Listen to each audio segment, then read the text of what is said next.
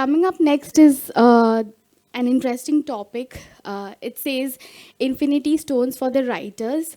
I am very excited to attend this one. The presenters presenting this are Reena, Titus, and Subha V. Reena is a self-made writer and is currently working for ServiceNow. Her forte lies in documenting users and implementation guidelines. Shubha is also currently working with ServiceNow. She has experience in writing for e-commerce, supply chain, and IT service management domain. Thank you.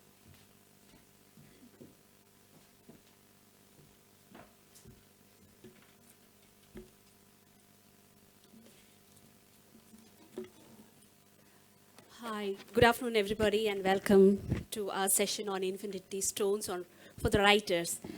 And thank you so much for choosing to attend this session. So today we are going to talk about Infinity Stones for writers. And as you all know, how many of you have been in technical writing for the past 3 years or less than 3 years? Okay. So as you know, what is technical writing? Technical writing, it's a world that balances between what the development team develops for the customers to make their business easier and what we present in the form of information for the users. So technical writers, as technical writers, we always walk on a tightrope towards the goal of constantly improving and dynamically evolving over our techniques, processes, and other guidelines. So technical writing does not only operate on what the development team develops for its customers. And if you get into that, there's a whole ambit of things lying in that orbit, which each technical writer must know to use or exercise to a level at which we strike a perfect balance, for the level of information that we present for our customers. Many people think that technical writing is very easy. It's like any other writing. It is not so. I fail to understand how it is equal or how it is the same as any other writing. For example, we see that there are many forms of writing. So newspaper writing is just to inform people. They inform what is happening every day. And there are other writings like marketing material which are written to persuade the readers to buy certain things or certain products. And there are still certain other kind of writing which is to entertain the masses. For example, film reviews or book reviews which are written to entertain people. And there's yet another form of writing which is to evoke your feelings or your passion or your kind of thoughts. They're written to sensate readers. How many of you have read novels, especially Jane Austen's novels or anything like that? Yeah. So needless to say, you can see how Jane Austen describes the character of Mr. Darcy there. Insufferable, insolent, arrogant, ungentlemanly, and so many other adjectives she uses, so much so that the characters of Mr. Darcy is ingrained in your mind that even in a real life situation, if you meet someone by the name of Darcy, you will think he is going to be exactly the same. To such an extent, sensational writing it triggers the passion, or the passion is given a great intensity in such writing. And there are certain other forms of writing also which inspire people. For example, like biography, which are written to inspire people. But technical writing is very different. We write to enable you to do what you want to do. Especially the customers, we help them to do what exactly they want to do in a business environment. And we, Subha and me, we work for ServiceNow. And there we go one step higher and we make a world of work better for people. That's our motto. So how many of you have watched the Marvel series of movies? Can you raise your hand? How many of you are fans? Oh yeah, okay, great. So there's nothing for me to say. In this movie that the hero, Thanos, he goes on a hunt for the 6 infinity stones. He embarks on his journey to find the 6 infinity stones. And he wants them embedded in his gauntlet so that he can empower himself to fight against the odds of the world.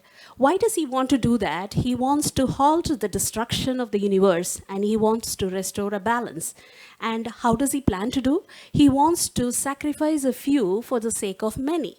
And what are the 6 stones that he wants to acquire? They are, you can watch it in the video.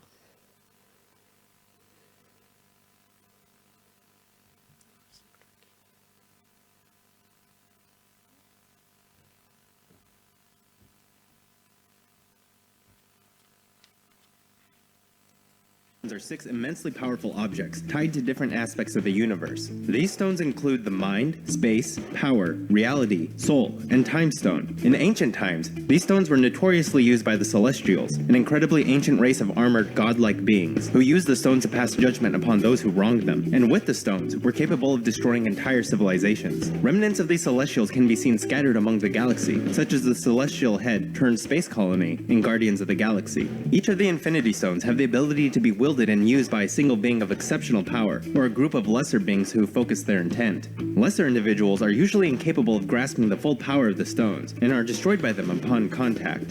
The power of all 6 stones can be harnessed collectively and channeled with the help of the Infinity Gauntlet. The stones are also completely indestructible and unparalleled in their destructive capabilities. So you watch this clipping. And here we see the 6 infinity stones. They are the reality stone, the mind stone, the space stone, the time stone, the power stone, and the soul stone. So we are drawing a parallel between these 6 infinity stones that Mr. Thanos goes on a quest to acquire with that of our technical writer hero.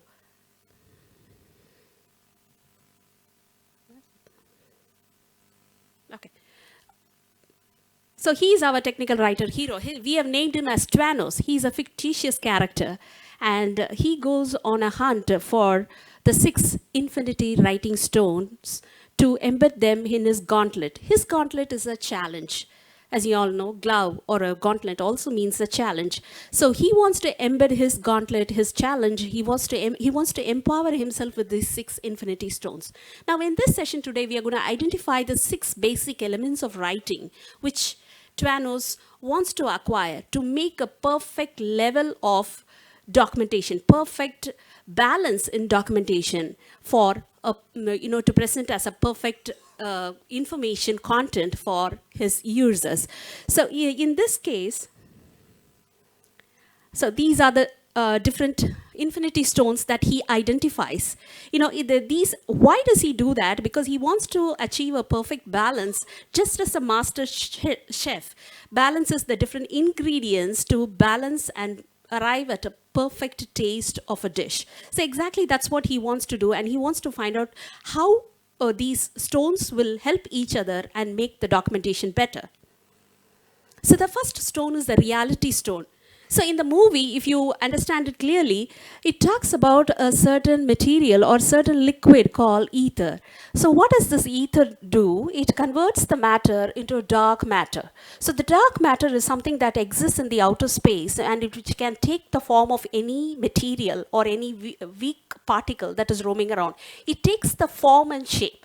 So similarly, reality stone, what TWanos identifies is towards the design of your content. So designing means you are designing something. It is previously non-existential, and you're bringing it into a prosaic form of information. Previously, it did not have any shape or form or structure or anything. So similarly, in your work environment, you would have seen that your development team comes up with a new feature or a new functionality or a new epic or some new business requirement, and you understand, you just see it in the application. You haven't even given form to its writing. So similarly, you are designing the content here. You are designing and you are giving shape and form to that content, and you are defining the essence of the topic, and you are defining the nature and its characteristics. So that's what we call it as the reality stone. And so what exactly you have to do in this reality stone? You need to preconceive your information. Unless and until you know your product or your feature or your functionality, thoroughly, you cannot design the content. It is like looking at a stone. You want to hew a kind of a picture or a figure from that rock. You need to have the design in your mind already. It should be preconceived, and only then you can, based on the blueprint that you have in your mind, you can chip out or remove the inessentials to leave the necessary form to have that perfect figure. So that is very important. So in ServiceNow, we follow a model called task analysis model.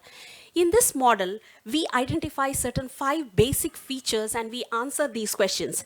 So what exactly is the customer need that this epic or the story will be a solution for? So we identify the goals, the requirements that works behind this feature. And the second one, personas. You find out what are about the users who are currently working in this feature or intend to work in future. Thirdly, identify the application owner goals. What exactly the user needs to activate or customize or configure in his work environment to do this particular process. Fourthly, conceptualize the information. Provide a very good background information as to what this epic or the story does. Provide the information that is the need for this business requirement. Lastly, you should have all the reference material listed out, especially definition of terms. Industry terms are new and every day they keep changing. So you should have a clear definition of terms that you are using in your topic. You should have the roles defined. Your tables, what are the tables that the customer, the user will be using in this process or in this transaction that he's doing. All these things should be clearly defined. When you answer these 5 basic questions in the task analysis model that we are using, your design is complete. It takes the form of a shape. You have given a shape and you have given a form to your content and you have structured it with its essence and the nature of its existence. So that is very important. Yesterday, somebody was talking about the design content.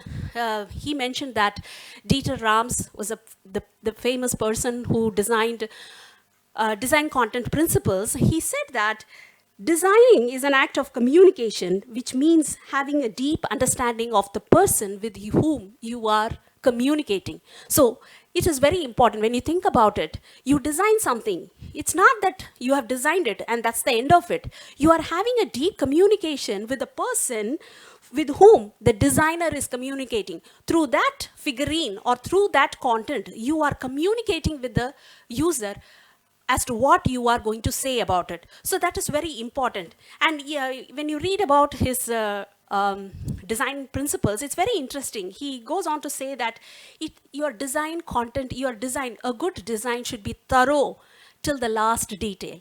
And your design should make the product understandable. That is very, very important. There is so much of information that is written today in the market, and there is so much of material published, printed, and broadcasted, which goes up waste. Nobody reads it, nobody understands it. Simple reason, when people don't understand, they stop reading. They don't even go into the depth of the article. So good design makes a product useful.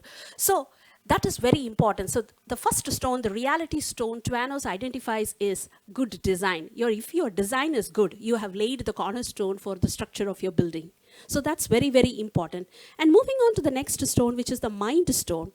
The mind, as you all know, it involves the cognitive faculties. It involves your consciousness, imagination, perception, thinking, your judgment, your memory, and so many other things.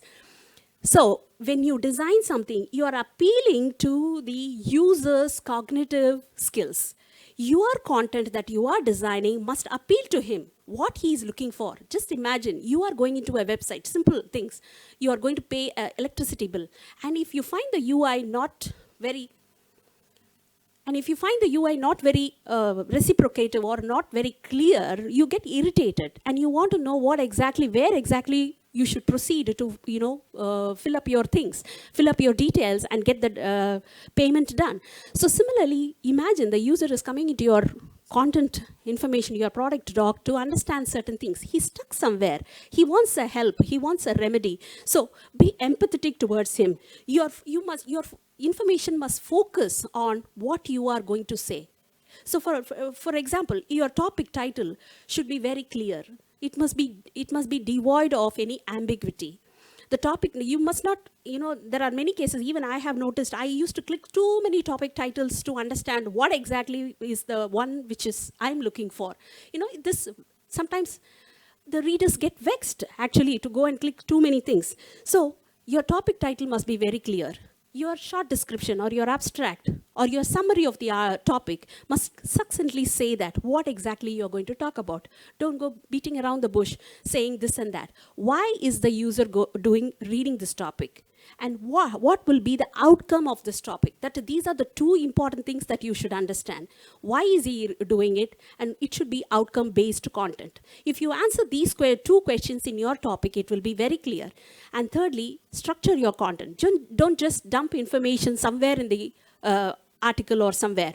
It has to be clearly structured. Even if the UI does not follow a certain order in it, follow some logical order in explaining each of the elements that are there in the UI. So when you follow all these things, your content will be focused. It will take a shape and a structure which will be easily readable and understandable for your customers.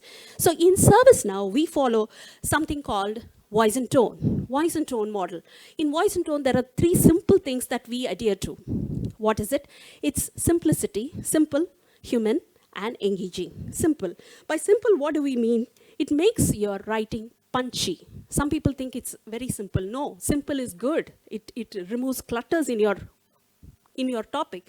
It gives you that punchy kind of a feeling, and it removes the fluffiness or the wordiness, all that extra verbose kind of nature from your article. Simple sentences, one idea per one sentence, and group of similar ideas in one paragraph gives a clear idea to your customers as to what you're going to talk about. Simplicity is just not the absence of clutter. Simplicity is somehow essentially describing the purpose and place of an object or an product. So follow simple sentences, make it simple. It will give you such beauty to your content. Secondly, engage. People write, secondly, it is human. By human, what exactly I mean? Be empathetic to your readers. They have come here because they are not able to find something. Don't be very authoritative in your tone. Make it simple. Make it, be empathetic and understand the pain point that he is going through. So when you make your sentences empathetic, it will be appealing to the users to read through your content. And thirdly, it should be engaging. Don't just state things. Tell him why we are doing certain things. For example, install plugin A for A, B, C features. Installing plugin A also installs plugin B for this.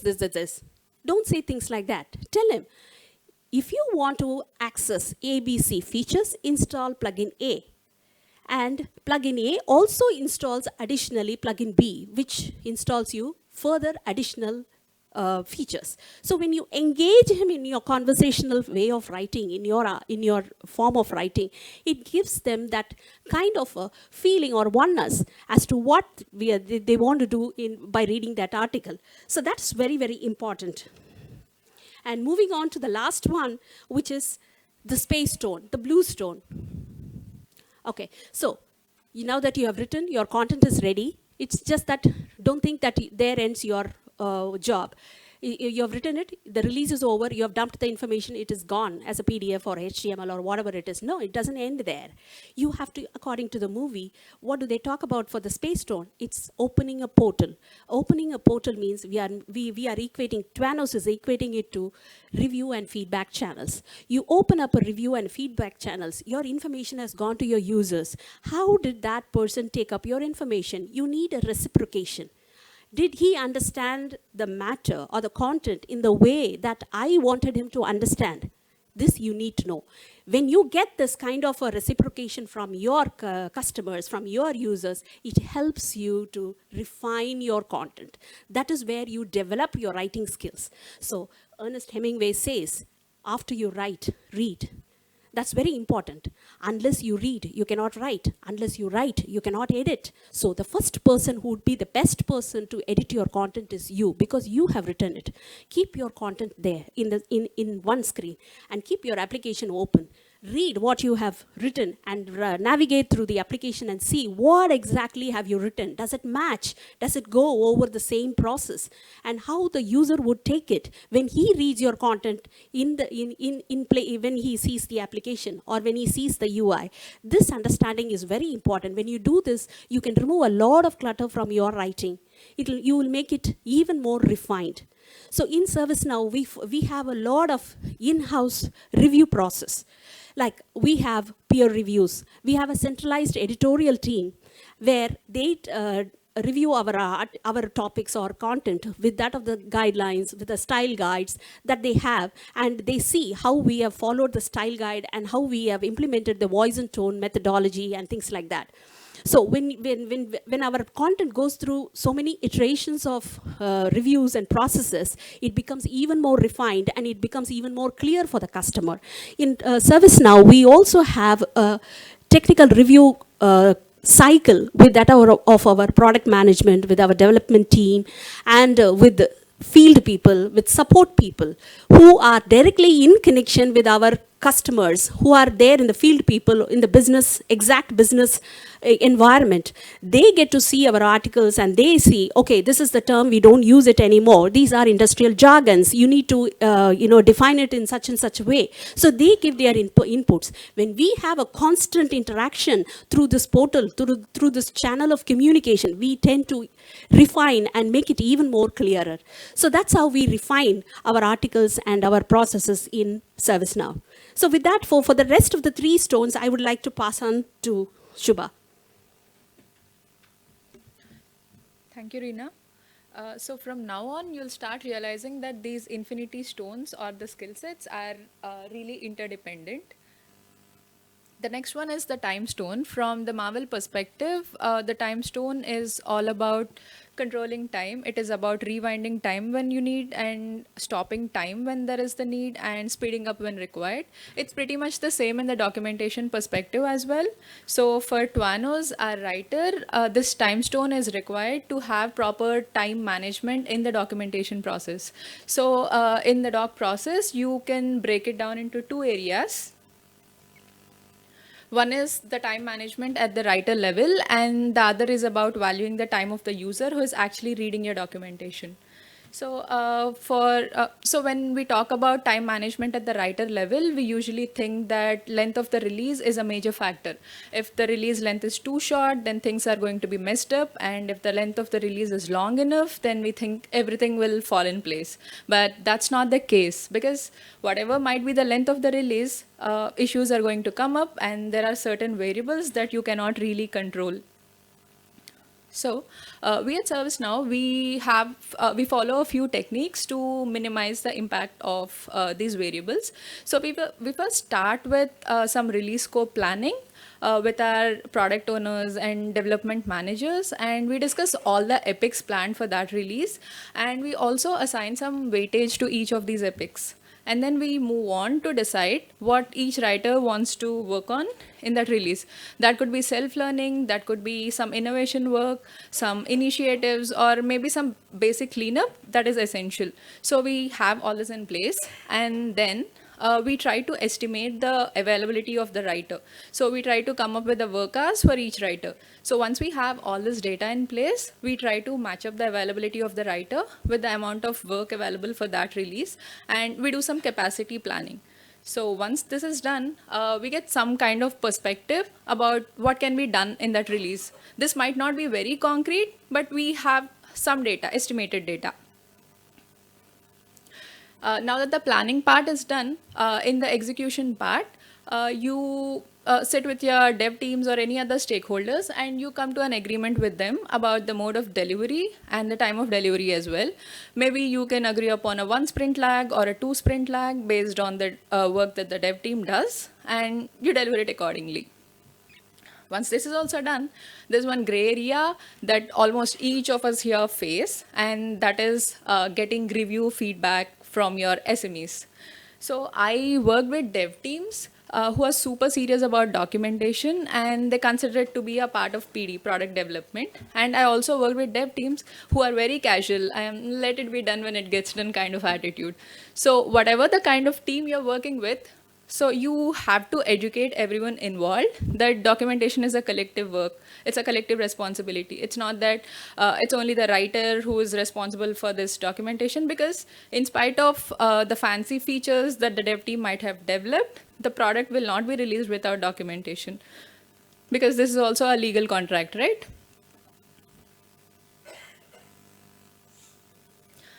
Once we are done with managing time at the writer level, then it comes to the user.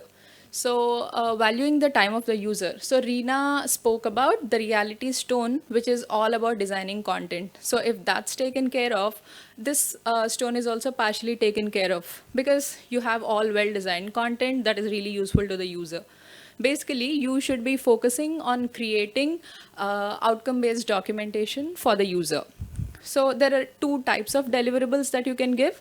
One is output based and one is outcome based. So output based is when you have no particular goal in your mind and you just create the deliverable because it needs to be done.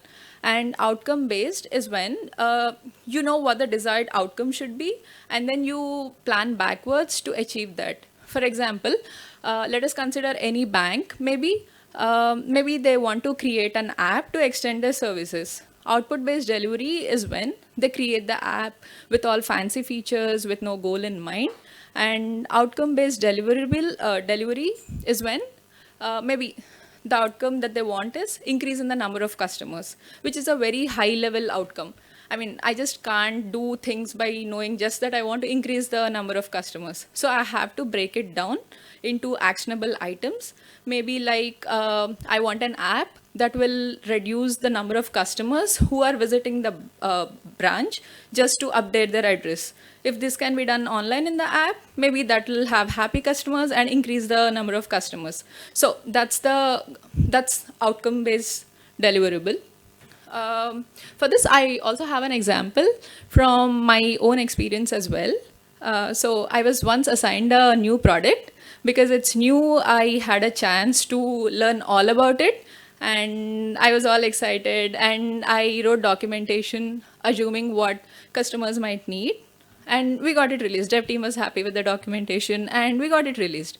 So after some time, we started getting negative feedback for the same documentation. So the thing is, the documentation is pretty simple. You must have some initial setup done, and after that, you have to choose from 3 configurations available. And customers didn't understand that they have to choose from 3 configurations available, because this information. Okay, so then we decided that we wanted to have an outcome which is reducing the amount of negative feedback. So we went and started studying the negative feedback. And the pattern we got to understand is that no customer is moving beyond the first page. So if they had moved beyond the first page, they would have understood. That they have to choose from the configurations and they have to follow the process, which is very well documented. So when we realize the pattern, because the outcome we want is less feedback, we try to restructure the document and we try to put all information in the first page, not too much information. So we created workflows, we ensure that everything is in place now, and that reduced the feedback for us. So we thought it's a good move. So this is all about creating outcome-based document, any delivery. Okay, so now that we have everything planned, we have the execution in place, do you think we are all set to be peaceful and relaxed? I don't think so, because there are surprises coming up, popping up in all ways. There could be some important customer feedback, or there could be some change in the scope of the release. It could be anything. And you don't really have to panic for surprises, because all that you have to do is, in this case, is to communicate with your manager and all the stakeholders involved. Because I don't think any good manager will push you towards something that's not so realistic. Okay, so the next stone is the power stone. In the Marvel perspective, it is about gaining power and all the strength that you need to attain what you want. So it's the same for the technical writers as well. You need power to translate your ideas and your thoughts into certain outcome. And okay, I shouldn't have done this. Okay, do you know what that power is for the technical writers? Any guesses? What is that power that a writer needs to achieve what he wants? I mean, to write what he wants in a way. Okay. Okay. Okay. And any other guesses? Okay. So we think it's the tools that will help writers do what they want. You might have the complete information, you might have all the knowledge required, but without tools, you don't know how to deliver, what format you need to deliver, and where to post it. Okay. In my experience, I got rejected at a company because I didn't have enough expertise on a certain tool. Back then, I thought it's very silly, and even now, I secretly want to believe it's silly, but it got me thinking about the importance of tools for a technical writer. While it's a general conception that tool knowledge is something that can be learned very quickly, it is also true that lack of tool knowledge can halt your work to a large extent. And this is even more true when you're working in a very dynamic environment where things happen just like this.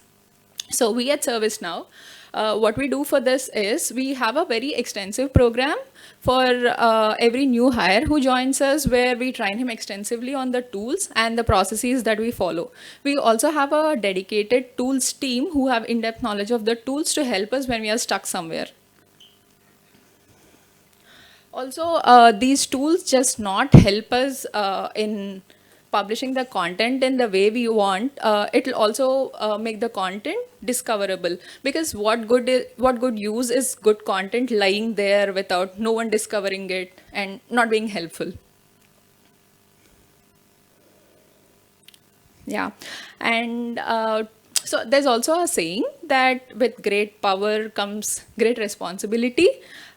So we all have to know as writers that we need to inculcate the tool knowledge and use it very wisely to deliver the right information in the right way. And the last stone is then the soul stone. It's all about gaining control over your life. So in the documentation perspective, it will be about gaining control over the entire documentation process, be it the design, be it the publishing, the tool knowledge, or whatever it could be. And you might also rightly assume that if all other stones were well taken care of, this is already partially taken care of. And the soul stone is also about letting go of smaller things for better impact. So we as writers are very focused on a few things at times that we tend to miss the larger impact. For example, we are so concerned about being brief all the time that we at times fail to understand that it might not be clear also. So let's look at one example. It's there almost everywhere on the net. It's about how technical communication ruined me. So the first image at the top is a letter written by a girl to her aunt, and it's full of emotions, it's full of details. And the one at the bottom, in the bottom box, is what she does after being a technical writer. Everything is concise, to the point, no emotions. Yeah.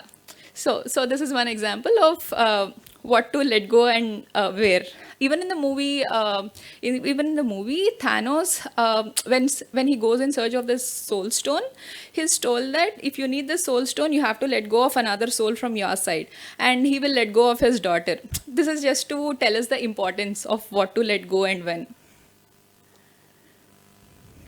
Okay, and also another aspect of the soul stone is having good balance, not just in your documentation, but also in your own life. Because yesterday in one of the keynotes, Prahlad mentioned that work-life balance is just a myth, provided you know that work is a part of your life. Because we see many people all consumed by work all the time, and they don't realize that it's important at times to stop, take a step back, slow down, to appreciate things, and then bounce back with more energy. Yeah. Oh, no. I have a conclusion also. So to conclude, since yesterday we've been hearing about so many developments in documentation, like in terms of virtual reality, augmented reality, video documentation. They're all good signs about the direction we are going forward. And irrespective of the direction we are going forward in, these 6 stones, if they're taken care of, everything will fall in place. Yeah. Reena, do you have something to add here? Oh, just one thing about the power stone. Yesterday, I don't know how many of you attended. We attended this artificial intelligence and machine learning. I think Ravi is sitting there. Yeah. Okay, so he mentioned that use your tools to lay a context for your content. You know, we have the different elements in our tools, like if be it whatever it is, if it's a madcap or authority or epic editor or whatever it is, every tool is designed to give the perfect output. So we should know how best to use it. So the power in using your tool lies with you. You have to master the art of using your tool. So when you give a context tag or a metadata tag, a prologue tag, or a kind of any other tag, it makes your content compatible for machine learning or artificial intelligence. Your content is discovered. It can be picked up by any kind of technology that is we are moving forward in this modern days. That's one point that I would like to add. And as you know, these are the 6 stones that we have come up with. These are basic things, elemental things that if you follow this in the right proportion, you will definitely hit with a perfect kind of documentation. This comes from my personal experience. I have experienced this. I have implemented this in my past 15 years of technical writing documentation. Before that, I was in newspaper industry. I was a journalist, and I have followed this. So if you follow this, you will definitely come up with a good documentation for your users. Thank you so much. Do you have any questions for us?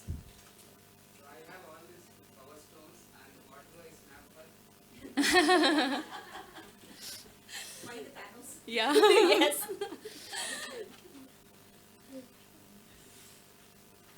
Anything else? Okay, thank you. Thank you so much. Reena. Thank you, Reena and Subha. I think it was very creatively presented.